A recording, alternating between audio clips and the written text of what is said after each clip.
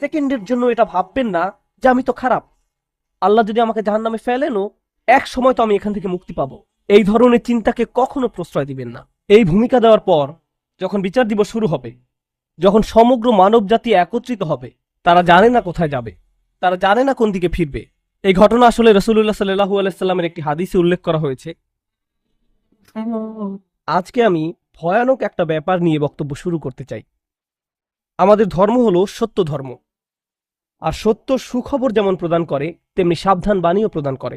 আমাদের সকল নবী রাসূলদের, বিশেষত রাসূলুল্লাহ সাল্লাল্লাহু আলাইহি সাল্লামকে আল্লাহ আজ্জা ওয়া জাল্লা বর্ণনা করেছেন মুবাশশিরান ওয়া নাযিরান, সুসংবাদদাতা ও সতর্ককারী। যদি কেউ শুধু সুসংবাদ প্রদান করেন তাহলে সে সাবধান বাণীর কথা ভুলে যাবে, আর যদি শুধু সতর্ক করতে থাকেন তাহলে সে এতই হতাশ হয়ে পড়ে যে মনে করে ভালো খবর বলতে আসলে কিছু নেই। বুঝতে পারলেন? আমি চেষ্টা করেছি এই ভারসাম্য রক্ষা করার। যেহেতু এই মাসটি প্রত্যাশার মাস, তাই আমি সুসংবাদের উপর একটু বেশি জোর দিয়েছি। আল্লাহ আজ্জা জাল্লার প্রতি আমাদের আশা এবং ভালোবাসা বৃদ্ধি করার চেষ্টা করেছি, কিন্তু এই একই সময়ে এর মাঝে একটা ভারসাম্য থাকতে হবে। যদিও আজকের বক্তব্যের শেষ অংশে আসার খবর আছে, কিন্তু শুরু করছি এমন একটা জায়গা থেকে যা অতটা আশাব্যঞ্জক নয়। দেখুন, আমাদের পূর্বের জাতি বনী ইসরাইলকে আল্লাহ কিতাব দান করেছেন। আমাদের যেমন কুরআন রয়েছে, তাদেরকেও অন্য কিতাব দেওয়া হয়েছিল। কুরআন যাকে বর্ণনা করেছে অন্য কোরআন হিসেবে, অর্থাৎ আগের কিতাব। তারা তাদের কিতাবকে গুরুত্ব দিয়ে গ্রহণ করেনি। তাদের মাঝে বেশ কিছু বিভ্রান্তিমূলক ধারণা গড়ে ওঠে। আমরা যদিও এত ভালো মুসলমান নই, সমস্যা নেই। আল্লাহ যদি আমাদের দোজখে ফেলেনও, সবচেয়ে খারাপ পরিস্থিতিতে আল্লাহ যদি আমাদের জাহান্নামে ফেলেনও, এটা হবে সাপ্তাহিক ছুটির মতো, কয়েকদিন মাত্র। কারণ তিনি আমাদের এতই ভালোবাসেন যে মুসলমানরা শেষমেশ তো জান্নাতে যাবেই। তাই আমরা যদিও জাহান্নামে যাই, সেটা হবে অল্প কিছু দিনের জন্য, সমস্যা নেই। লান তামাসসানান নারু ইল্লা আইয়ামাম মা'দুদাত, গুটি কয়েকদিন ছাড়া আগুন কখনো আমাদের স্পর্শ করবে না, কিছুদিন মাত্র। ব্যাপারটা হলো, জান্নাত জাহান্নামের পূর্বে বিচার দিবস রয়েছে, যেটি একদিনের জন্য, সেটা 1000 বছর লম্বা হবে। জান্নাত বা জাহান্নাম নয়, আল্লাহর কথা অনুযায়ী শুধু বিচারের দিনটি এত লম্বা হবে। আর বিচারের দিনটি হবে মাত্র একদিনের, আর জান্নাত জাহান্নাম চিরকালের জন্য। তাই কেউ যখন বলে গুটি কয়েকদিন, তাকে এখনকার দিনের হিসেবে চিন্তা করলে তো হবে না। বর্তমানে পৃথিবী তার অক্ষ বরাবর ঘুরে, আমরা সূর্যের উদিত হওয়া এবং অস্ত যাওয়া দেখি, কিন্তু কিয়ামতের দিন সূর্য, চাঁদ এবং পৃথিবীর সবকিছুকে ধ্বংস করে নতুন একটা ব্যবস্থাপনা তৈরি করা হবে। তাই আমরা এখন যেভাবে 24 ঘন্টার হিসেব করি, সেভাবে রাত দিনের হিসাব করলে তো চলবে না যখন আখিরাত শুরু হবে। চলুন তাহলে সবার আগে এই ধারণাটি আমাদের মাথা থেকে ফেলে দেই। কোরআনের বহু জায়গায় জাহান্নামের আলোচনা করা হয়েছে, কিন্তু আমি শুধু কোরআন থেকে একটি বর্ণনা আপনাদের সামনে উপস্থাপন করতে চাই। আমার মতে এটি আল কোরআনের জাহান্নামের সবচেয়ে গুরুত্বপূর্ণ বর্ণনা। কোরআনের একজন ছাত্র হিসেবে আমি মনে করি এই বর্ণনাটি জাহান্নাম সম্পর্কে জানার শুরু মাত্র। কেউ যদি এই বর্ণনাটি বুঝতে পারে, তাহলে সে জাহান্নাম সম্পর্কে যথেষ্ট জানে। আয়াতটি শুরু করা হয়েছে এই কথা বলে, ওয়ালা ইন মাসসাতহুম, এমনকি যদিও। যখন আমরা বাংলায় বলি যদি আমি সেখানে যাই, যদি আমি সেখানে যাই, তাহলে তোমার সাথে দেখা হবে। কিন্তু কেউ যখন বলে যদিও আমি যাই, এর মানে হলো যাওয়ার সম্ভাবনা ক্ষীণ। তাই আয়াতটি যদিও দিয়ে শুরু হওয়ার মাধ্যমে এমন কিছু ঘটার সম্ভাবনা কমিয়ে দিয়েছে। এভাবে বলার মাধ্যমে আল্লাহ কোনো কিছুর উপর জোর কমিয়ে দেন। সহজ কথায় তিনি বাক্যটিকে দুর্বল করে দিচ্ছেন। যদিও, যদিও কি? যদিও মাসসাতহুম, যদিও এটা তাদের স্পর্শ করে। আরবিতে মাসসা অর্থ কোনো কিছু যখন আপনাকে সামান্যতম স্পর্শ করে, যেমন কোনো মাছি যখন কোনো মতে স্পর্শ করে, যদি সেকেন্ডের জন্য স্পর্শ করে তখন তাকে বলা হয় মাস। সুতরাং এটা যদি তাদেরকে কোনো মতে স্পর্শ করে 1 সেকেন্ডের জন্য, মাসসাতহুম। এখন কি তাদের স্পর্শ করে? আপনারা হয়তো ভাবছেন আগুন যদি তাদের স্পর্শ করে। আল্লাহ বলছেন নাফহাতুন, একটা হালকা বাতাস যদি তাদের স্পর্শ করে। চলুন এই বাতাস নিয়ে একটু আলোচনা করা যাক। আরবিতে নাফহাতুন বলতে বোঝায় দরজা বন্ধ করলে যখন সামান্য একটু বাতাস এসে পড়ে, পর্দা নড়ে ওঠে, অথবা কেউ জানালা বন্ধ করলে যেভাবে হালকা বাতাসে পর্দা নড়ে ওঠে।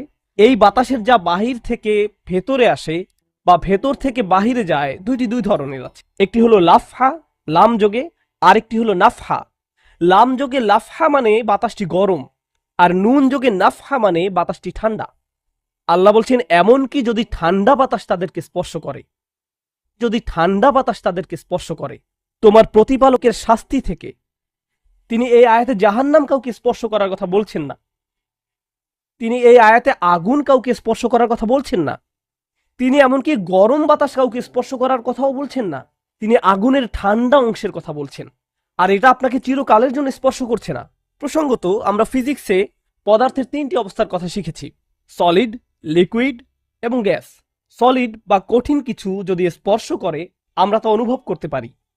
এই মুহূর্তে গ্যাস আমাদেরকে স্পর্শ করছে, বাতাস এখন আমাদেরকে স্পর্শ করছে, আমরা এটা অনুভব করি না। আর এই আয়াতে আল্লাহ বর্ণনা করছেন কি তাদের স্পর্শ করছে? বাতাস তাদেরকে স্পর্শ করছে।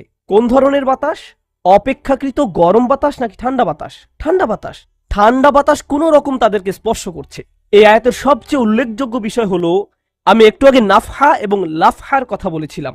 অন্য কথায় তারা এখনো জাহান্নামে প্রবেশ করেনি, তারা এর দিকে অগ্রসর হচ্ছে।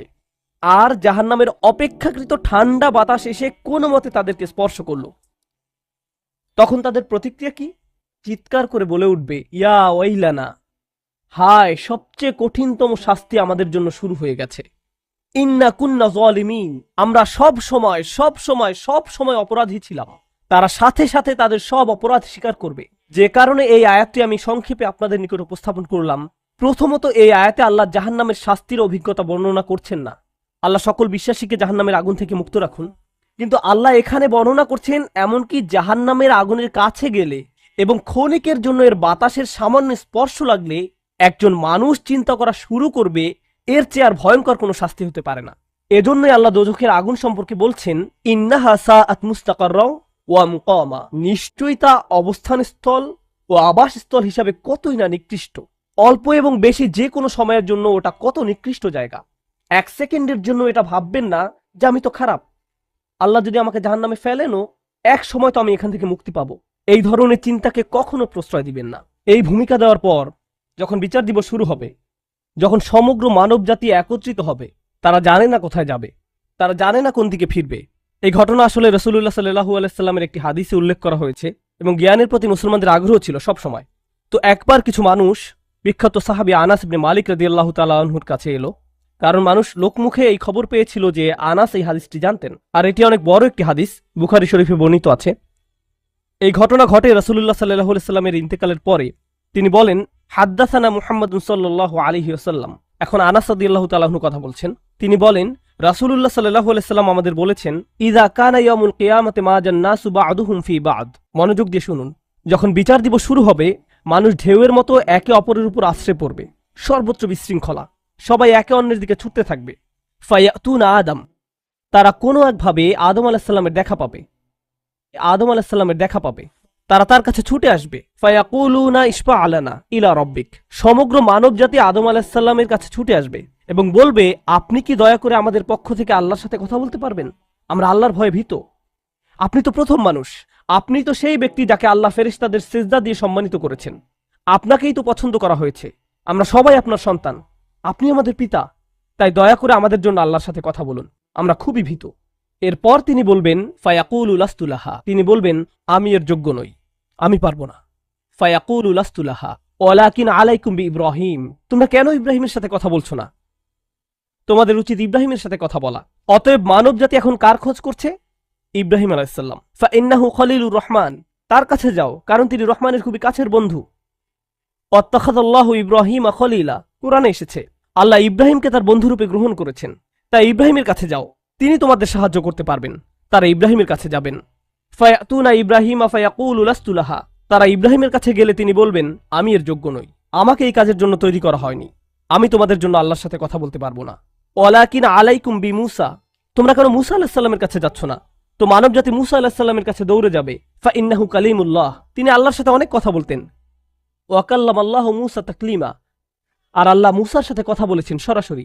সুতরাং তিনি যেহেতু আল্লাহর সাথে কথা বলতে অভ্যস্ত, আজকে তো কথা বলার উত্তম সময়, তিনি তোমাদের পক্ষ থেকে আল্লাহর সাথে কথা বলবেন। ফায়াতুনা মূসা ফায়াকুলু লাস্তু লাহা, মানব জাতি দৌড়ে মূসা আলাইহিস সালামের কাছে যাবে, তিনি বলবেন, আমি এর যোগ্য না, আমি পারবো না। ওয়ালাকিন আলাইকুম বিঈসা, তোমরা ঈসা আলাইহিস সালামের কাছে কেন যাচ্ছ না? ফাইন্নাহু রূহুল্লাহ ওয়া কালিমাতুহু, তিনি হলেন আল্লাহর দা রূহ এবং তিনি আল্লাহর কালিমা। আল্লাহর হুকুমে তিনি অলৌকিকভাবে জন্মগ্রহণ করেন, কুন ফায়াকুন। অতএব তিনি যেহেতু সকল রাসূলদের মাঝে বিশেষ মর্যাদার অধিকারী, তার কাছে যাও, তার সাথে কথা বলো। সকল মানুষ দৌড়ে ঈসা আলাইহিস সালামের কাছে যাবে। ফায়াকুলু লাস্তু লাহা, তিনি বলবেন আমি পারবো না, এই কাজ আমার জন্য নয়, আমাকে এই কাজের জন্য তৈরি করা হয়নি। তারপর তিনি বলবেন ওয়ালাকিন আলাইকুম বি মুহাম্মাদিন সাল্লাল্লাহু আলাইহি ওয়াসাল্লাম, মানব জাতি তোমাদেরকে মুহাম্মদ সাল্লাল্লাহু আলাইহি ওয়াসাল্লামের কাছে যেতে হবে। মানুষেরা তখন রাসূলুল্লাহ সাল্লাল্লাহু আলাইহি ওয়াসাল্লামের কাছে যাবে। এখন রাসূল সাল্লাল্লাহু আলাইহি ওয়াসাল্লাম আমাদের বলছেন ফায়াতুনি ফাআকুল, সবাই তখন আমার কাছে আসবে আর আমি তাদেরকে বলবো। এখন রাসূল সাল্লাল্লাহু আলাইহি ওয়াসাল্লাম আমাদের বলছেন আনা লাহা, আমার জন্য এই কাজ, আমি এই কাজের যোগ্য। আনা লাহা ফাআস্তাযিনু আলা রব্বি। প্রসঙ্গত আমি আপনাদেরকে আরো বলার পূর্বে বিচার দিনের একটা দৃশ্য হলো, আল্লাহ বলেন ইয়াউমা ইয়াকুমুর রূহু ওয়াল মালাইকাতু সাফফান লা ইয়াতাকাল্লামুনা ইল্লা মান আযিনা লাহুর রহমান ওয়া ক্বালা সাওয়াবা। যেদিন রূহ ও ফেরেশতাগণ সারিবদ্ধভাবে দাঁড়াবে, এমন এক সময় থাকবে যখন কেউ কথা বলতে পারবে না। এমন এক ধরনের নীরবতা, এমন নীরবতা বিরাজ করবে যার কথা মানবজাতি কোনোদিন শোনেনি। এমন ধরনের নীরবতার অস্তিত্ব কখনো কোনোদিন ছিল না। সেই রকম পিনপতন নীরবতায় আল্লাহ বলেন লা ইয়াতাকাল্লামুন, কেউ কথা বলতে পারবে না, ইল্লা মান আযিনা লাহুর রহমান, দয়াময় আল্লাহ যাকে অনুমতি দিবেন সে ব্যতীত। আর তিনি হলেন মুহাম্মদুর রাসূলুল্লাহ সাল্লাল্লাহু আলাইহি সাল্লাম। তিনি এমন সময় আল্লাহর কাছে আসবেন যখন সৃষ্টির কারো একটি শব্দ করার অনুমতি থাকবে না, সৃষ্টির কারো কোনো আওয়াজ শোনা যাবে না। তিনি আল্লাহর সামনে এসে আল্লাহর কাছে কথা বলার অনুমতি চাইবেন। ফায়ুযানু লি, তিনি বলেন আমাকে কথা বলার অনুমতি দেওয়া হবে। ওয়ায়ুলহিমুনি মাহামিদা আহমাদাহু বিহা লা ইয়াহদুরুনিল আন, সেই দিন আল্লাহ আমাকে স্পেশাল একটি দোয়ার মাধ্যমে তার প্রশংসা, তার কৃতজ্ঞতা করা শেখাবেন, যেটি বিচার দিবসে আমাকে দেওয়া হবে, যা এর পূর্বে কাউকে দেওয়া হয়নি, কোনো সৃষ্টিকে দেওয়া হয়নি। এক স্পেশাল ওয়াহি রাসূলুল্লাহ সাল্লাল্লাহু আলাইহি সাল্লামকে দেওয়া হবে বিচার দিবসে, যা কোনো সৃষ্টিকে দেওয়া হয়নি। আর তিনি সেই দিন সে স্পেশাল উপায়ে আল্লাহর প্রশংসা করবেন। লা ইয়াহদুরুনিল আন, আর সেই ওহী এখনো আমার কাছে আসেনি, সেই দোয়া এখনো আমি জানি না। ফা আহমাদাহু বিতিলকাল মাহামিদ, তারপর আমি আল্লাহর দেওয়া সেই স্পেশাল বাক্যগুলোর মাধ্যমে আল্লাহর প্রশংসা করব। ওয়া আখিরু লাহু সাজিদান, আমি সেই বাক্যগুলো উচ্চারণ করার পর আল্লাহর সমীপে সিজদায় অবনত হব। কিয়ামতের দিনে দৃশ্যপটে রাসূলুল্লাহ সাল্লাল্লাহু আলাইহি সাল্লাম এমন জায়গায় থাকবেন, এই অবস্থাকে বলা হয় মাকামা মাহমুদা, একটা স্টেশন, অথবা বলতে পারেন এমন একটা স্টেজ যা প্রশংসিত। আর মানবজাতি সেটা প্রত্যক্ষ করবে, আমরা সবাই এটা দেখতে পাবো। আমরা সবাই তখন নিশ্চুপ থাকব আর তিনি সিজদায় পড়ে যাবেন। তিনি যখন সিজদায় পড়ে যাবেন তখন আল্লাহ আযজা ওয়া জাল্লা তার সাথে কথা বলবেন। এতক্ষণ তিনি আল্লাহর সাথে কথা বলছিলেন, এখন আল্লাহ আযজা ওয়া জাল্লা তার সাথে কথা বলবেন। তিনি কি বলবেন? ইয়া মুহাম্মদ ইরফা রাসাকা, তিনি বলবেন মুহাম্মদ তোমার মাথা উত্তোলন করো। ওয়াকুল, বলো, ইউসমা আলাকা, তোমার কথা শোনা হবে। শুধু যে আল্লাহ তার কথা শুনবেন তা নয়, বরং বিচার দিনে উপস্থিত সবাই তার কথা শুনতে পাবে। ইউসমা আলাক, তারপর আল্লাহ বলেন ওয়াসাল তুতা, চাও তোমাকে দেওয়া হবে, তুমি যা চাও দেওয়া হবে। কিয়ামতের দিন আল্লাহর একটি সৃষ্টি কেমন পজিশনে থাকলে আমরা সবাই যখন আল্লাহর নিকট ভিক্ষা চাচ্ছি, আতমিম লানা নূরানা ওয়াগফির লানা, হে আমাদের পালনকর্তা আমাদের নূরকে পূর্ণ করে দিন এবং আমাদেরকে ক্ষমা করুন, এই কথা বলে আমরা আল্লাহ আযজা ওয়া জাল্লার কাছে কাকুতি মিনতি করতে থাকবো। আর এখানে আল্লাহ তার এই সৃষ্টিকে বলছেন তুমি চাও, তুমি যা চাও আমি দিব, সাল তুতা। এই হলো আমাদের রাসূল সাল্লাল্লাহু আলাইহি সাল্লাম। তারপর আল্লাহ বলবেন ওয়াশফা, তুমি যদি কারো পক্ষ থেকে কথা বলতে চাও, তুমি যদি কারো ব্যাপারে সুপারিশ করতে চাও, যাও সুপারিশ করো। তুশাফা, আমি তোমাকে অন্য মানুষদের পক্ষ হয়ে কথা বলার অধিকার দিলাম। তুশাফা, এই গ্যারান্টি আল্লাহ তার রাসূল সাল্লাল্লাহু আলাইহি সাল্লামকে দিয়েছেন। ফাকুলু ইয়া রব, তখন আমি বলবো ইয়া রব, উম্মতি উম্মতি, তিনি সর্বসাকুল্যে এই কথা বলবেন, এটাই তার সম্পূর্ণ বাক্য, আমার উম্মা আমার উম্মা, আমার মানুষ আমার মানুষ। কিয়ামতের দিন সবাই বলবে নাফসি নাফসি, আমি নিজে আমি নিজে আমি নিজে। আল্লাহর নবীরা যারা মানুষকে আল্লাহর দ্বীনে আনার জন্য দিবারাত্রি পরিশ্রম করে গিয়েছেন, যেমন ইব্রাহিম আলাইহিস সালাম, যার এই দুনিয়ায় থাকাকালীন সময়ে শুধু একটাই উদ্বেগ ছিল মানুষের মুক্তি, বিচারের দিনে তিনি বলবেন না, যাও অন্য কোথায় যাও, যাও মুসার সাথে কথা বলো। মুসা আলাইহিস সালাম, যিনি বনি ইসরাইল নিয়ে চিন্তিত ছিলেন, তিনি বলবেন না, যাও ঈসার সাথে গিয়ে কথা বলো। আর আমাদের রাসূল সাল্লাল্লাহু আলাইহি সাল্লাম বলবেন, প্রসঙ্গত কোরআনে কিয়ামত দিবসের যে ভয়াবহতার কথা বর্ণনা করা হয়েছে তা একবার চিন্তা করে দেখুন। ইয়াউমা তারাউনাহা তাযহালু কুল্লু মুরদিআতিন আম্মা আরদাআত। প্রত্যেক মা যে তার বাচ্চাকে দুধ খাওয়াচ্ছে তার বাচ্চাকে ফেলে দিবে যেন সে কিছুই না। ইয়াফিরুল মারউ মিন আখিহি ওয়া উম্মিহি ওয়া আবিহি। সেদিন মানুষ তার ভাইয়ের কাছ থেকে পালাবে, মায়ের কাছ থেকে পালাবে, বাবার কাছ থেকে পালাবে, ওয়া সাহিবাতিহি ওয়া বানিহি, তার স্ত্রীর কাছ থেকে পালাবে, ছেলেমেয়ের কাছ থেকে পালাবে। আপনাদের কেউ কেউ হয়তো ইতিমধ্যে স্ত্রীর কাছ থেকে পালিয়ে বেড়ান, তাই আপনাদের কাছে হয়তো এটা অতটা ভীতিপ্রদ নয়। এই আয়াত হয়তো আপনার জন্য ভয়ের নয়, কেউ কেউ ভাবছে অবশেষে। যাই হোক, সমস্ত গুরুত্বের সাথে সেই দিন সবাই কাকে নিয়ে উদ্বিগ্ন থাকবে? নিজেকে নিয়ে। প্রকৃতপক্ষে সেদিন প্রত্যেক ব্যক্তি বলবে, অমান ফিল আরদি জামিআ সুম্মা ইউনজিহ, সবাইকে জাহান্নামে নিয়ে যান এবং বিনিময়ে আমাকে জান্নাতে প্রবেশ করতে দিন। এটাও কোরআনে এসেছে। মানুষ সেদিন এমন মরিয়া হয়ে উঠবে, সেদিন একজন মানুষ আল্লাহর সাথে কথা বলবেন, আর প্রথম যে শব্দগুলো তার মুখ থেকে উচ্চারিত হবে তা হলো উম্মতি উম্মতি। আপনার জন্য আপনার রাসূলের ভালোবাসা এমনই প্রগাঢ় সাল্লাল্লাহু আলাইহি ওয়াসাল্লাম।